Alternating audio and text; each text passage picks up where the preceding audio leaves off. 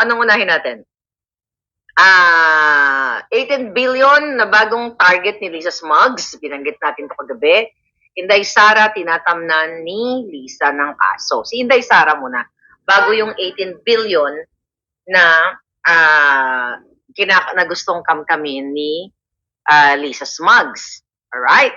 So ngayon, mga kababayan, si Inday Sara muna, hindi naman siguro nakita ninyo kung paano siyang taniman, pagtamnan, 'di ba? Durugin, pero di naman nila madudurog 'yan ni Lisa sa pamamagitan ni Lisa Smugs. Diyan sa pagbabayad lalo na diyan sa Senate.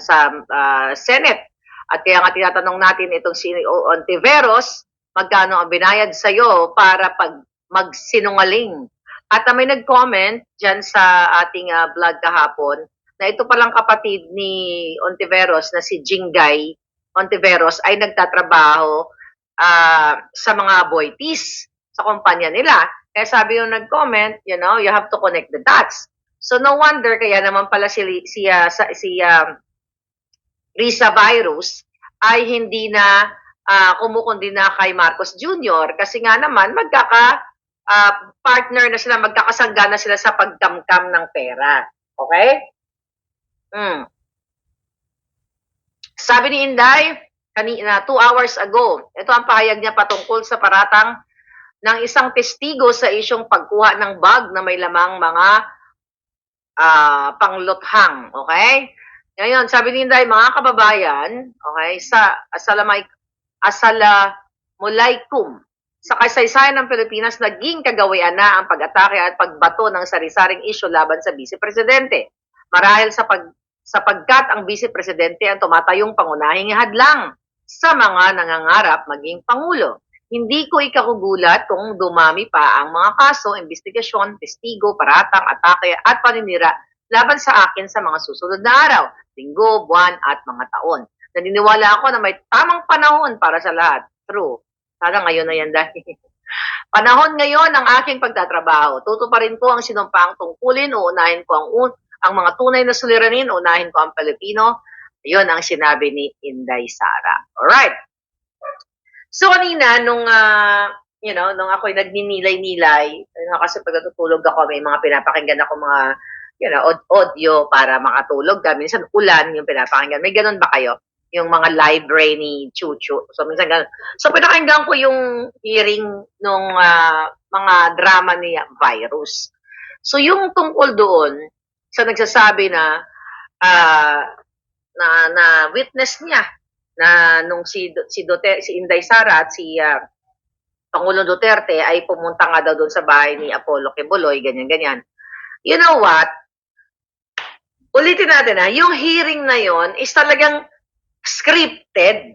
Intended talaga, sabi ni Grace Sagan, drug test na si Kuting now na, si BBM now na, si Kuting Jr. True. So parang sinasabi ni Ontiveros, so ang sinasabi niyo po ba na mga Duterte, na nakita niyo ang Duterte, yung talagang leading to the Duterte. Okay?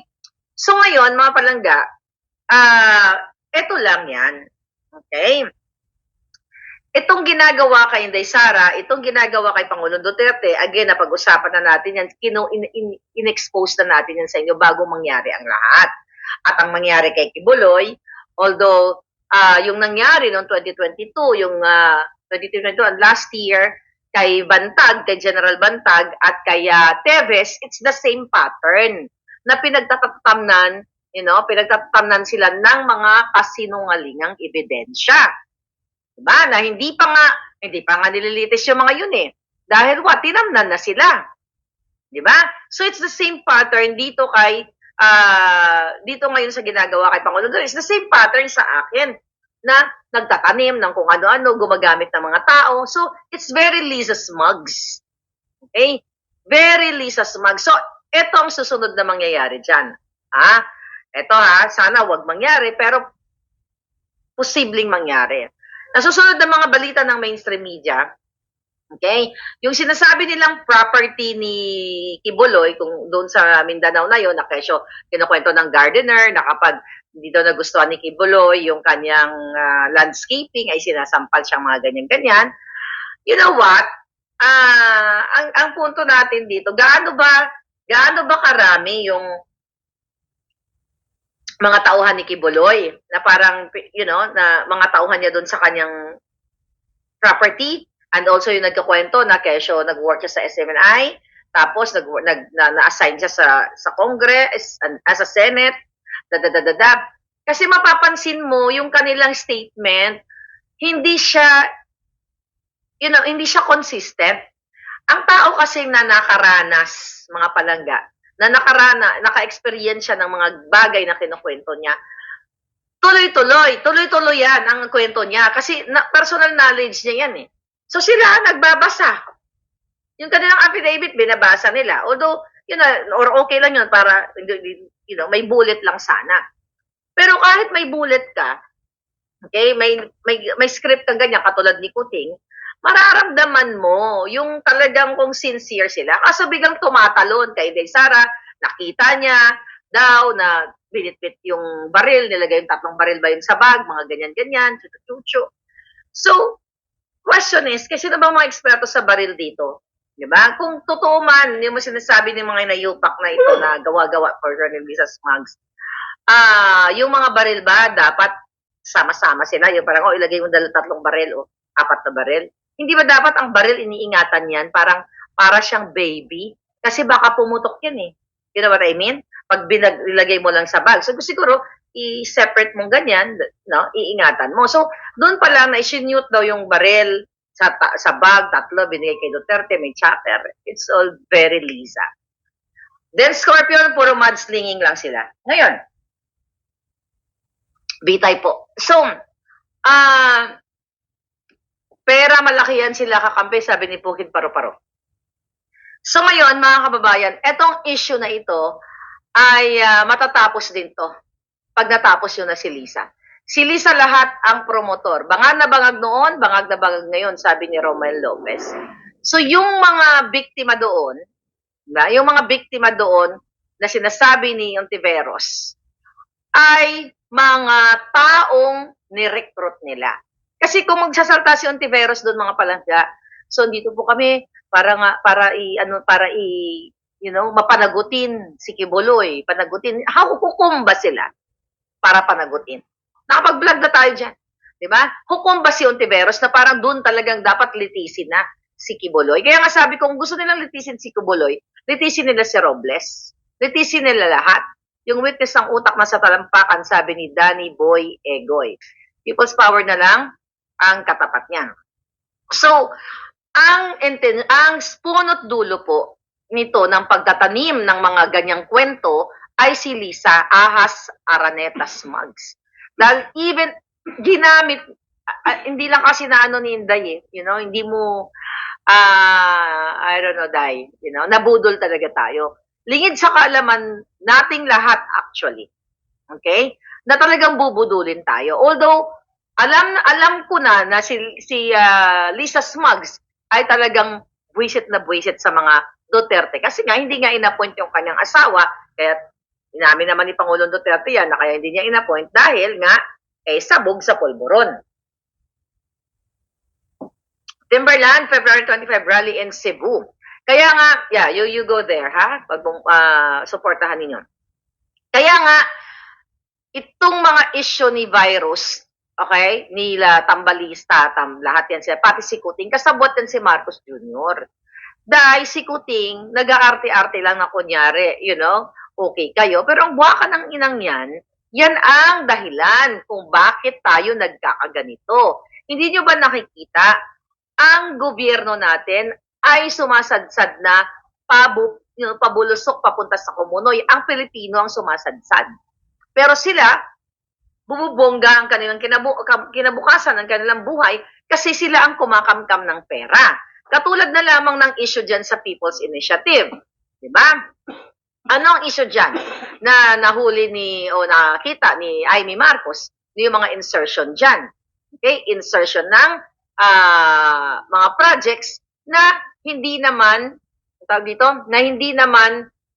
inapprove, okay, nila mismo ng Senate. 'Di ba? Yung mga in-insert nila sa BICAM, yung issue sa 27 billion. Then later on, may nakita pa daw, sabi ni Amy, 60 billion pesos lahat ang mga in-insert nila na hindi, kumbaga illegal, na sila-sila lang. At itong mga perang ito, mga palangga, ay galing sa what? Maaapektuhan, di ba? Basahin natin sinasabi ni Amy dito. Okay? Na pinagpapaliwanag niya na ang mga okay. Na pinagpapaliwanag niya nga itong mga hayop na ito na bakit, mga kababayan, itong budget na ito, okay, itong mga budget na siningit nila na 26 billion na para kunyari para sa programa ng DSWD pero wala namang na-request ng DSWD itong akap-akap na ito, di ba? Ito ay kagagawa ni Lisa Smugs at ni Tambaloslos. Okay? Kaya sabi nga dyan na dapat ipaliwanag kung ano yan mga alokasyon na yan, kung ano-ano yung budget na yan. So alam na natin na ito ay mga gawa-gawa lang ni Lisa Smugs. So ngayon mga palangga, imagine niyo ang mga pondo para sa mga pensioners, okay, mga pensioners sa ating mga men in uniform ay naaapektuhan. Okay? Paano naaapektuhan mga palangga? Kasi yung supposedly sa kanilang retirement ay ninanakaw ng mga hinayupak na ito. Di ba? Ninanakaw ng mga lecheng ito ang para sa ating men in uniform. Dahil nga gusto nilang madaliin ni Tambaluslos, madaliin ang pagnanakaw sa kaban ng bayan. So ngayon, ito yung ginagawa ngayon ni Lisa Smugs. Napunta na tayo dito sa 18 billion na ito. Di ba? Ang sinasabi ni Lisa Smugs at ni Kuting na inuutusan niya, mga palangga, inuutusan niya na sairin ang kaban ng bayan. Okay? Sairin ang kaban ng bayan ng Bangko Sentral ng Pilipinas kasi kailangan niya ng 18 billion pesos. 18 billion pesos para dito sa kanyang Philippine International Exhibition Center, yung PIEC na sinasabi natin kagabi. Ngayon, ito yung kanyang pet project na kung saan mga palangga ay i-renovate o itatayo nila itong building na ito para sa what? Para daw, ang tawag doon ay Global MICE o Meetings, Incentives, Conference, and Exhibitions Industry. Kasi gusto niyang lagpasan, di ba? Ang Singapore, gusto daw niya lagpasan ang Thailand and everything. So, ngayon, mga kababayan, itong hinayupak na ito, ang intensyon daw ng babaeng ito ay kailangan makilala ang Pilipino, maging sentro ang Pilipinas sa mga conventions para sa atin daw pupunta itong mga negosyante na kung saan mag-meeting sila sa kanilang about pagdinegosyo. Kaya gusto ni Lisa Smugs na kumuha ng 18 billion pesos na naman sa kaban ng bayan dahil magtatayo nga daw siya ng 10 hektaryang property dyan sa CCP. Okay? At ngayon, mga palangga, ang sinasabi dito sa issue na ito, ngayon daw ay kumikita lamang tayo ng 936 million pesos dito sa, sa sa mga meeting, dito sa, kung saan, dyan sa PICC na, dyan nagko-convention, diba? Nagko-convention yung mga negosyante. So, ang gustong gawin ni Lisa Smugs, maging sentro tayo. Kaya naman, mag-expand siya ng additional 128,000 square meters. Okay? Ngayon, kailangan niya ng 18 billion kasi nga gusto niya lagpasan ang kinikita ngayon ng Singapore at ng Thailand. Okay? Magkano ba kinikita ng Singapore ngayon? Okay? 14.6 billion. Tayo pala 95 million lang. Alright? Tapos ang Thailand 3.76 billion. Ang Indonesia 2.5 billion. Okay? So ayon sa hitad na Lisa Smugs, dahil gusto niya gawing pet project yan or cam-cam project. So mag-expect daw tayo kapag itinayo yan ng 14 billion profit from 900 million, mag-expect tayo ng 14 billion. Anong kadyutahan niya? Mga palangga, itong hayop na to, magnanakaw na naman. Paano tayo ma-attract itong mga foreign direct investment? Ito yung mga magbi-meeting, magtatagpo sa Pilipinas kung mismo ang ating kapaligiran ay talamak sa pulburon. Paano tayo maniniwala sa hinayupak na to, na sinasaid niya yung 18 billion lang yan, napakaliit nga lang yan kung tutuusin. 18 billion para maisakatuparan niya yung kanyang project para sa dagdag naman na kamkam. Kung yung hinayupak, okay, yung hinayupak na pagdating dyan sa smuggling ay nandiyan pa rin. Okay? Paano tayo maniniwala sa hinayupak na to, sa babago niya na naman kakamkamin, na 18 billion para maging world class tayo, para kilala tayo sa Southeast Asia na tayo ang pinaka-yumayabong. Paano papasok sa atin ang mga investors, again, mga kababayan? Okay? Kung dyan sa airport pa lang, worst airport na. Diba? Nakita nyo? Yung sa mga TikTok, libo-libo. Okay? Libo-libong nakapila na hindi na papacilitate yung kanilang mga transaksyon papasok sa Pilipinas dahil ang pila akala mo talagang abot hanggang hanggang langit. Okay?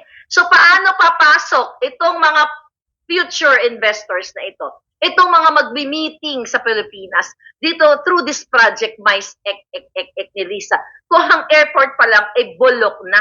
Well, again, may sagot sila. Kaya nga nila ipa-privatize, di ba? Yan ang sagot nila para maging, na naman tayo, world class. But it's all, again, it's all BS. It's all kasinungalingan. Dahil kung gusto talaga palaguin ang Pilipinas, palaguin ang ating mga propriedad ng gobyerno, ay hindi na kailangan i-privatize ang airport natin. Kasi we have money. May pera tayo, kaso lang kinakamkam nila. At itong 18 billion na sinasabi dito, mga palangga, actually galing to sa bilyonaryo, yung 18 billion pesos na gustong kunin ni Lisa Smugs ay hindi ito mapupunta lahat sa project na ito. Dahil ito ay kakamkamin ng hinayupak na ito, mga palangga. Ang sabi pa nga dito, ito, ano ba sabi sa balita? Sabi niya, Salceda further said that both the House and the Senate are committed to a constructive approach in amending the Constitution to bolster the economy. Iba to. Ayan, ito sa sa Chacha na naman to.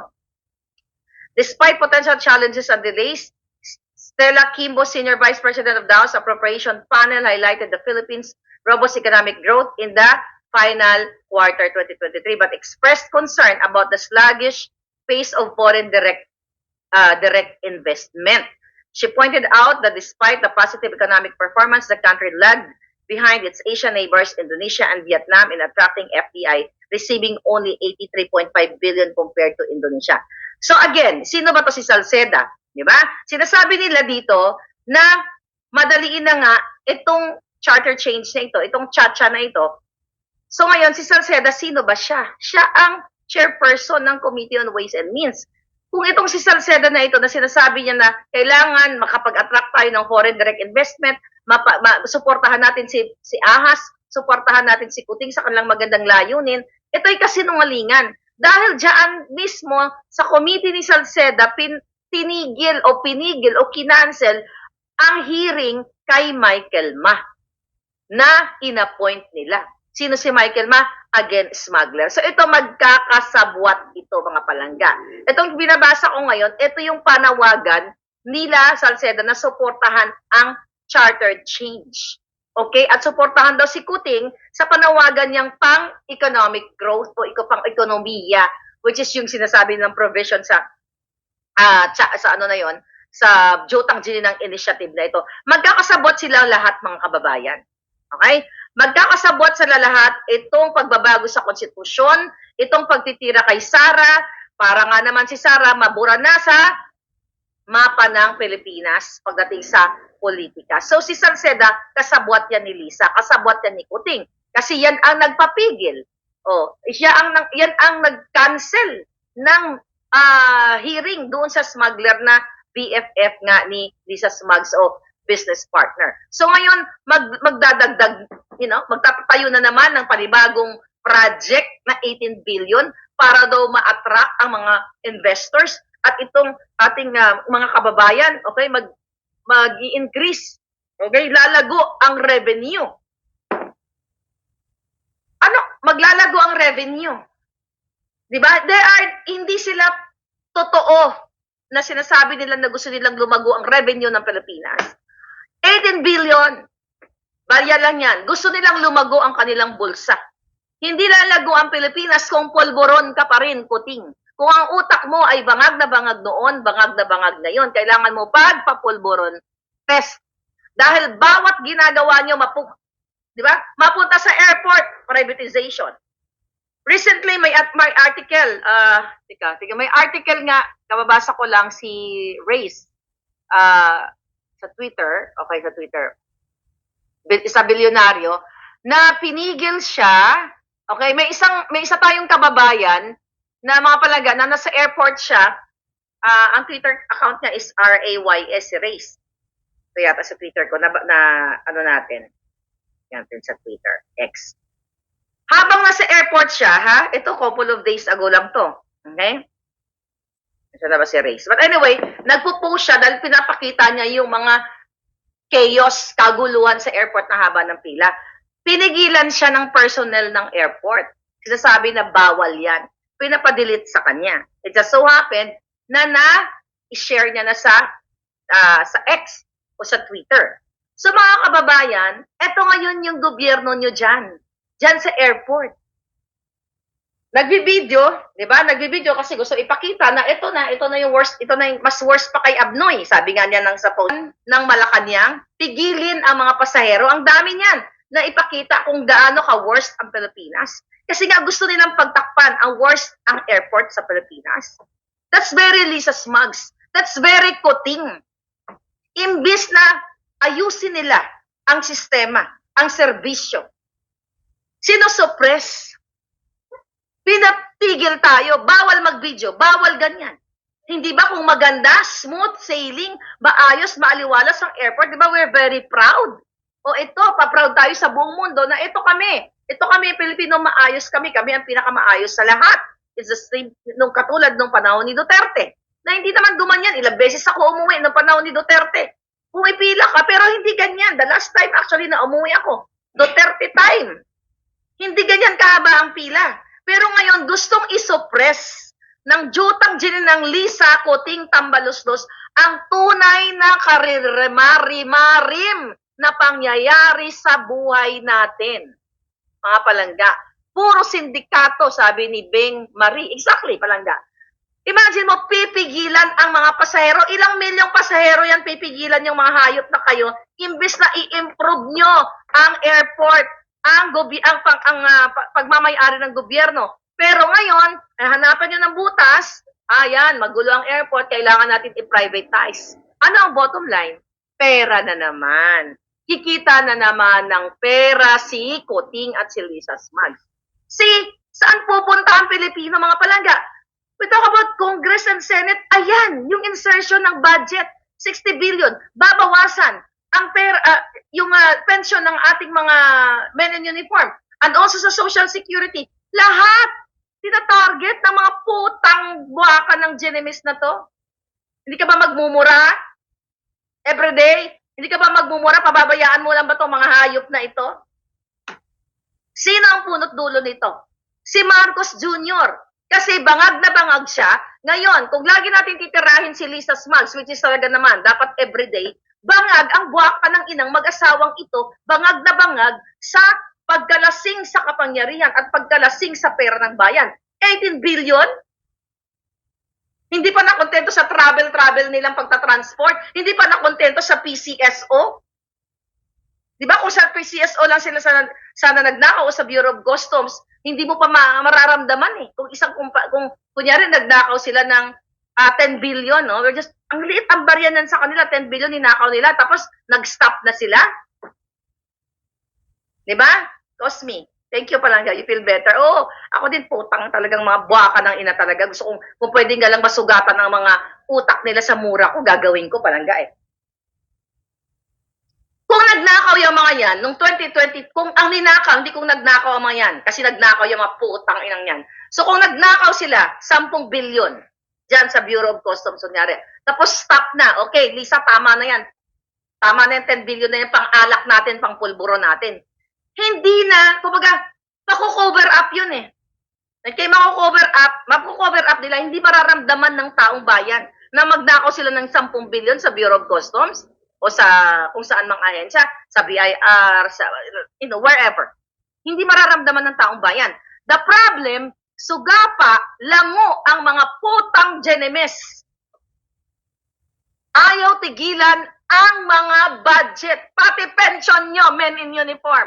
Kayo, lolo't lola, kasama na ako doon dahil nagbabayad ako ng social security ko, mga kababayan. Kahit sa Amerika ako, since no dumating ako dito, ay nagko-contribute ako ng social security ko. Kaya parte ako ng budget na yan. Parte kami, buong pamilya ko nandito, mga kaibigan ko, nagbabayad kami ng SSS. Kaya may karapatan ako magmura ng buwaka ng inan nyo. Ayop kayo. Diba? Ang sarap-sarap ng tulog ko, pagising ko, tangay na, lahat, pagnanakaw. Ulamin na lang si Lisa Smag, sabi ni Boy Labyog. Kahit sino pa lang, gigil na gigil, sabi ni Beng. Economic, sabi ni Ben Scorpion, Polboron Bish. Yun na nga, Dens, di ba? Lahat ng ahensya, BIR magnanakaw. Senador, bayaran. Tulpo, tahimik. Wala nang hinayupak, grandstanding. Senator Amy, tuluyan mo ang pinsan mo na total at mga kongresista na sinasabi mo na sila ay tumanggap na 20 billion, kailangan nilang maparusahan. Hindi pwedeng i-expose nyo lang dyan, dadadakdak kayo, magbabalitaktakan kayo dyan, nakikita nyo na yung mga kasabwat ng mga abogado ni Tambaluslos, then kakalimutan na lang natin yung issue after a week, 1 month, move on na ulit tayo. Ganon na lang kayong mga hayop. Move on na lang, we're talking billions and billions of money. Ano ito, 18 billion para sa kadyotahang project ni Lisa. Walang alam yan, magpa-party na naman yan. Pag nabuo yung construction na yan, yung proyekto na yan, magpa-party na naman, gagamitin na nila, magbangag-bangagan dyan sa cultural center na yan. Walang papasok sa Pilipinas kung ang paligid ng mga nilalakaran, okay, dyan sa cultural center o sa Maynila, na puro kabulukan, kadugyutan at naglilimahid ang mga Pilipino, nagiging bangag ang ating mga kabataan dahil bangag na bangag sa pulburon. Walang maglalakad na turista sa Maynila na ganyan na dangerous ang itsura ng nilalakaran nila. Hindi nila ma-enjoy ang kanilang pera o ang kanilang investment to be in the Philippines kung patuloy na ang mga paliligid ng mga restaurant, ang daming nang mamalimos, ang daming nag-rugby na, nagpupulburon na. Ang una niyong pangalagaan, ang kalusugan o kapakanan ng Pilipino. Bago ka, Lisa, putang genemes talaga ikaw hinayupak ka. Bago ka mag-pet project na yan. At hindi, well, kahit anong mura ko, hindi ka na magbabago. Sabi ko nga, kahit nasa ICU ka, kahit isang cell na lang ang gumagalaw sa'yo, magnanakaw ka pa rin, hindot ka.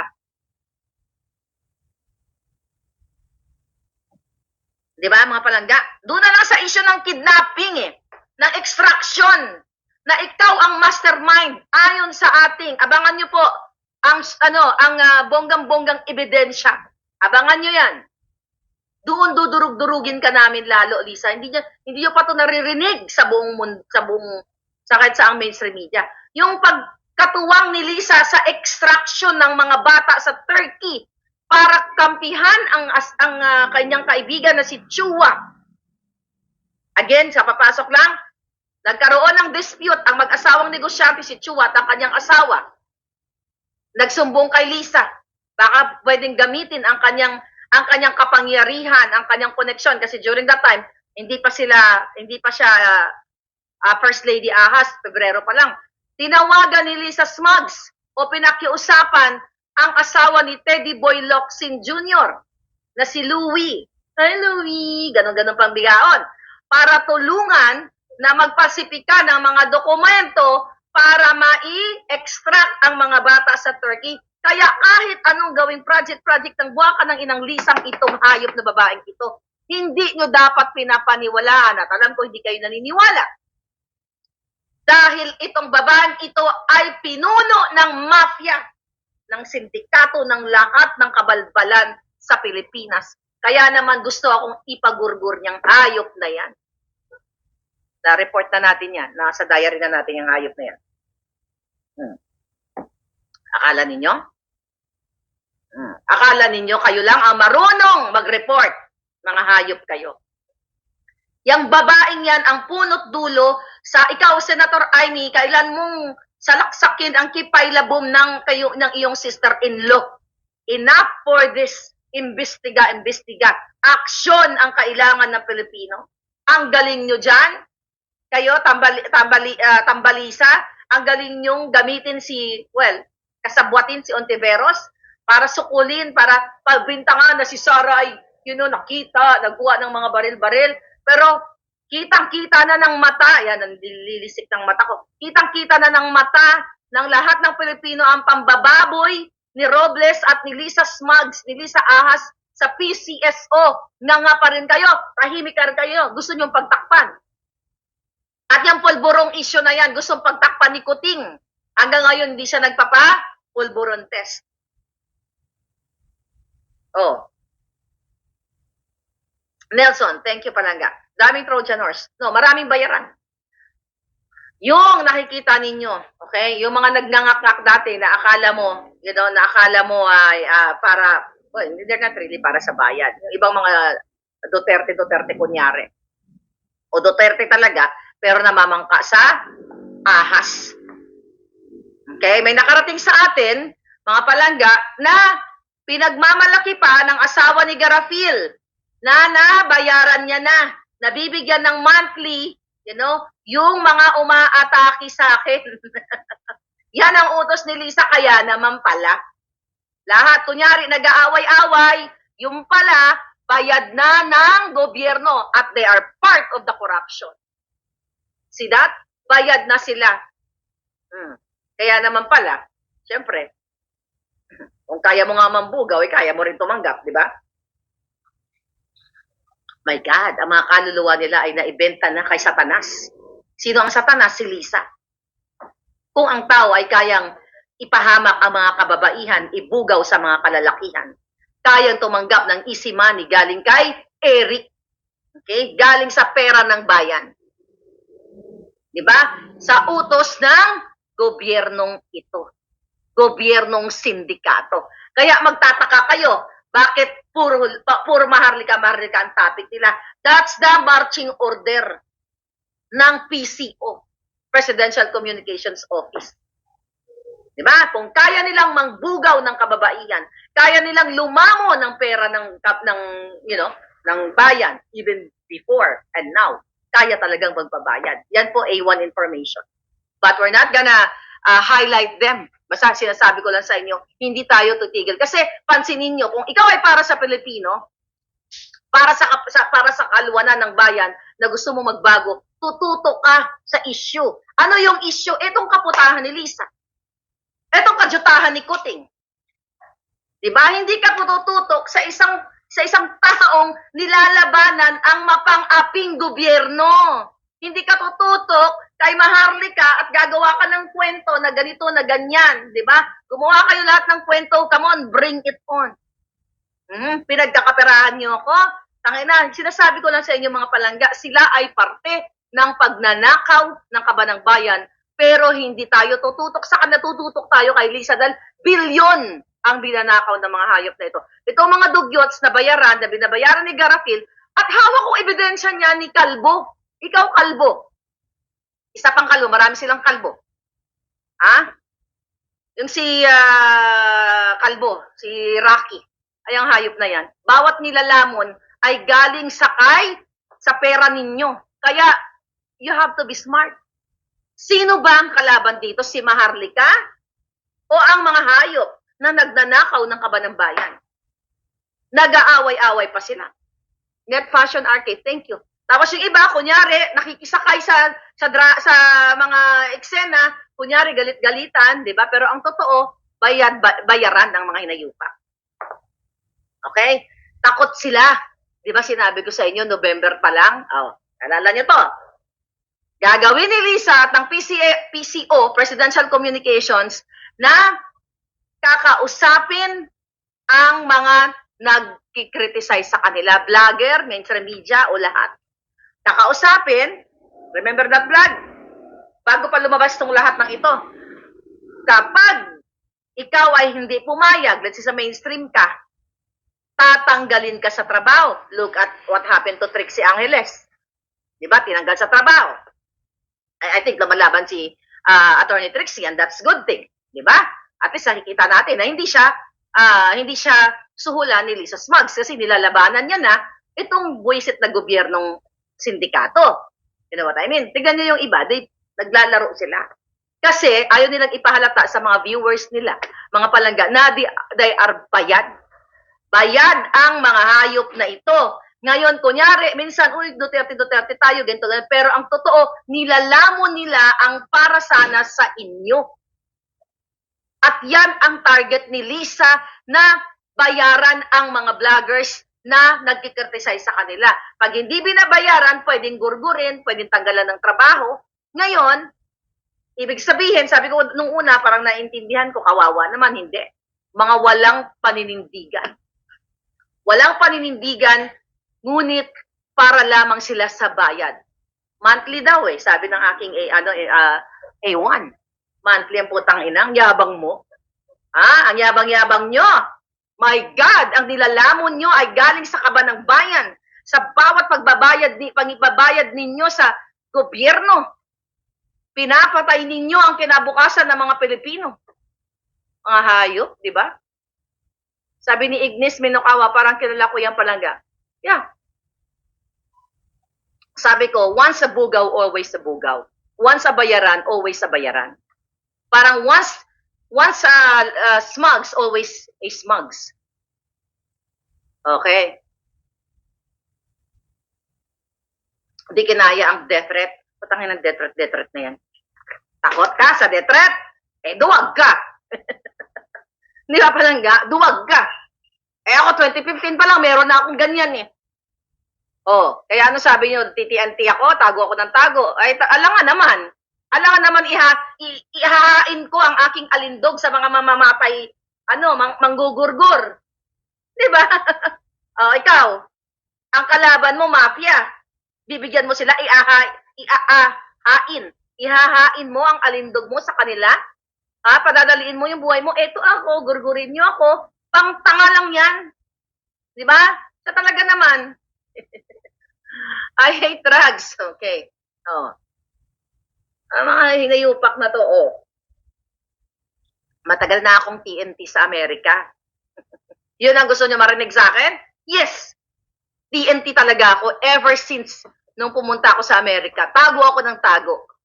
Kahit sa ibang mga taong gusto makipagkita sa akin, tago ako ng tago. Kasi alam mo kung bakit? Baka padala sila ni Smugs. Yan ang totoo. Masaya na kayo. Masaya na kayo.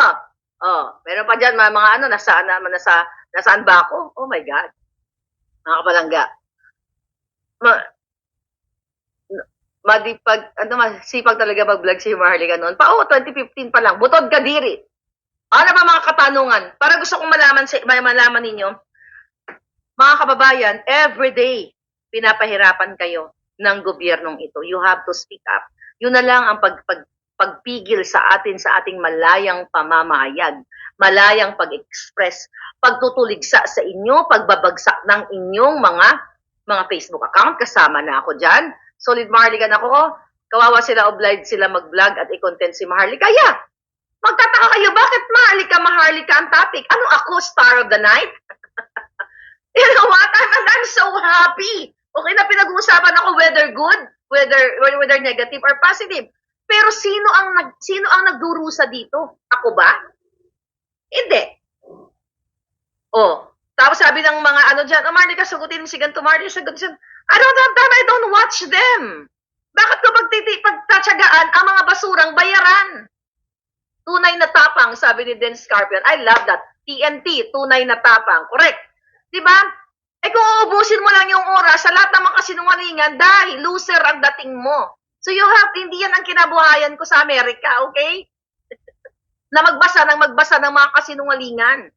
So sino ang lugi dyan? Kayo, na sana itong mga taong ito, katuwang natin, para buskahin ang gobyerno, para makaahon tayo, para matanggal na sila, mga hayop na sila. Pero ginagamit ni Lisa, ni Garapil, lahat sila, ni Tambalusos, ni Saldico, ang pera ninyo para magbayad sa mga kabataan, sa TikToker, sa Facebook. I told you about that last year pa. At ito na nga. Kung kayo nakatutok sa atin, ito na. Bayan na. Lalabas sa atin. Nagbago sila. Maharlika na. You know what I mean? O, lahat po ng programa ng SMI sa online pinatigil na rin. Ayan, yan yung number 1 na ang SMNI ay target, mga palangga, tinarget ni Lisa yan. Tinarget nila dahil nga sa mga Duterte. Tignan mo, imbis na pag-usapan, itong mga ninanakaw, si SMNI ang kanilang pinagkakaabalahan to cripple us. Yan ang ginagawa nila sa akin. It just so happen, mga kababayan, na inilagay ako ng Panginoon dito sa kinauupuan ko ngayon para hindi ako basta-basta magipit ni Lisa. Kung ako nasa Pilipinas, mga kababayan, ginorgor na ako ng mga hayop na yan. Kung si Kong Teves nga, si Bantag nga, na they have power, they have connection. Nasaan sila? Diba? Nagti-TNT din sila. Bakit? Kasi gugurgurin din sila ng gobyerno. Bakit mo ihahain ang iyong sarili sa mga demonyo? Na sasabihin nyo kay Bantag o kay Teves, o umuwi kayo, ang tatapang nyo, ganyan, duduwag pala kayo. No! Kung lalaban ng parehas itong gobyernong ito, at hindi gagamitin ni Lisa ni Kuting ang power para gipitin yung dalawang yon, pati ako, gipitin si Kibuloy, lalaban kaming harap-harapan. Wala lang gurguran, walang traidoran, walang tatamnan ng kaso, walang address na gagamitin, walang gagamitin pera ng bayan, kahit head-on, ulo sa ulo, alindog sa alindog, matira matibay. Bakit ka lalaban ng harap-harapan sa mga demonyong ito? Sige nga, bakit hindi ako magti-TNT sa mga, magta-target ng ulo ko, wala naman akong baril, alindog lang ang meron ako. Hello, tanga ka na lang. Diba? Syunga ka na lang kung ilalatag mong alindog mo. Buti sana kung bruise ko. O ang kanyang intensyon niya sa akin, magpapa-3 times lang. Eh kung gugurgurin niya, mga palangga. Sabi nung nag-comment, oh my God, are you agreeing with Kibuloy? My God, mga palangga, gamitin mo utak mo. Hindi ako nag-a-agree kung meron man siyang ginawang masama. Ang nag-a-agree ako yung hindi dapat na pag-suppress sa kanilang channel. Utak dilawan yan. Okay? Bakit mo, kung may kasalanan si Kibuloy, okay? Kasuhan siya. Mga palangga, kasuhan siya. Hindi dyan sa Kongreso na gagawa ng mga inventong istorya. Ibig niyong sabihin, lahat ng sinabi ng mga scripted, na nagsalita doon kay Kibuloy, paniniwalaan natin? Kung ganyan ang inyong premise, kung ganyan ang inyong naratibo na dapat lahat ng nagsabi sa Congress ay paniniwalaan natin, mga kababayan, bakit nga yung PCSO? Bakit nga itong sinabi ni Amy Marcos, senador yan, na sinabi niya na 20 million each ang binayad sa Kongreso, bakit tahimik? Bakit hindi dapat ikulong niya mga yan o kasuhan? Bakit exempted sila? Bakit si Kibuloy lang? You know what I mean? Kung gusto niyong paniwalaan na lahat ng sinasabi dyan sa Senado ay totoo. Hindi ba nga hangag ka mo? Ano man, utak nyo man? Diba? Yung sa loto nga, hayop, tahimik si Rapi Tulfo. Hindi yan korte. Okay? Hindi yan korte, grandstanding yan. Alright? Ngayon, dito pala mga padala na trolls ni ni Smugs. Okay? Ang dami padala na trolls. Magkano ang bayad sa mga trolls? Dyan lang kayo. Mag-enjoy kayo ng bonggang-bongga. Huwag pumasok ang tanga. Okay? Sabi ni Palangga. Ginawa nila ng made-up cases si Kibuloy. It's character assassination para siraan niya dahil kakampi ni... Sinabi ko na yun sa inyo. November pa lang, in-expose ko na yung balitang yan. Tama lahat. Kasuhan si Kibuloy, tamnan si Kibuloy, tamnan si Pangulo Duterte, lahat, pati si Marlicat, tamnan. Ang mga vlogger, babayaran. Ako na lang. O yung iba, hindi pa, I'm not saying na ako lang. Okay? Kaya, November, di ba nung, kailan ba yun? Sometime on December 2022. Di ba sinabi ko sa inyo na mayroong nagmi-middle na bayaran ako, na kumbinsihin ako na tumigil na ang bunganga ko laban kay Lisa Smugs. Nagpatinag ba ako? Isang beses na ako mabuhay, Lisa. Isiguraduhin ko papantay ang paa mo mauna. Sa tulong ng boses ng taong bayan. Maunang pumantay ang paa mo sa ating dalawa. Dahil ikaw ang hegemonyo sa gobyernong ito. Hindi ka na nahiya, humarap ka sa salamin, hindi mo nakikita ang sungay mong hayop ka. Hindi mo nakikita ang kabulukan ng pagkatao mo. Kaya dumidikit sa iyo ang mga artista, mga negosyante, dahil kasabwat ka sa kanilang mga negosyo, pagpapabor sa kanilang mga negosyo, isa kang hegemonyong masahol pa kay Satanas. Tapos tayo matatakot? Matatakot kayo? Ay, well, buong buhay natin matatakot. Ako natatakot? Hindi. Bakit? Lahat tayo matutsugi darating ng panahon. Kailangan lang magaling ka lang mag-TNT. Sa mga nag-aay ng ulo mo. Bakit? Sige, pag-usapan natin yung tragis na mga TNT na yan. Yung mga nagbabakbakan ba sa gyera? Ito. Sa gyera, ha? May gyera, may labanan. Yung nagbabakbakan, nanood kayo ng movie, di ba? Nagkukubli sila, di ba? Nagtatago sila para hindi sila tamaan. Tago sila ng tago. Alam naman, makikipagbarilan ka, yung kalaban mo, isang buong batalyon, nag-iisa ka lang, ito na kalindag ko, sige na kasi matapang ako. Syunga ka. Kaya nga may gumaganon may umiilag na ganon That's my way of umiilag ako sa mga kalaban. Magti-TNT ka ng bonggang-bongga. Yeah. Ay nako, gusto ko pumunta sa Amerika kaso hirap kumita sa Pinas, sabi ni Joseph Aguilar. I know, mga palangga. You have to make your way palangga. You study, mag-search ka dyan kung paano, mabilis. You know what I mean? I don't know, I wish sakupin ko na kayo. Gusto niyo bang sakupin ko na lang kayo? Yung na-issue ko na vlog ko na to Papayag ba kayong sakupin ko kayo? Kasi, puro taksil ang mga jutang Ginemes, mga buwaka ng Ginemes, puro taksil sa bayan. Si Kuting, lahat sila taksil. So, mabuti masakupin na lang tayo. Kaya ayaw din magpasakop ng mga yan. Even you go back sa history natin, mga palangga. Masarap sabihin na ako ay Pilipino, ako ay dugong maharlika, di ba? Masarap mamuhay sa sarili mong bayan na ipinanganak ka, ganyan-ganyan. Pero the thing is, mga kababayan, yung mga nagsasalita, tayo lang. Pero yung mga taong gobyerno, mga taksil, tinatraidor tayo. Sila nga ang traidor Mia Poche, thank you, watching you from Tokyo. Thank you, palangga. Ngayon, mga kababayan, sila ang tunay na taksil sa bayan, kaya sasakupin ko na lang kayo, maging Amerikano na kayo, di ba? Laban kayo ng laban, Amerikano, ganito sinasakop ang mga Amerikano, based in history. Si Pangulong Duterte, sinabi yan, na-admire Pangulong Duterte, alam niya history. The point is, walang bansa na gustong magpasakop kanino man.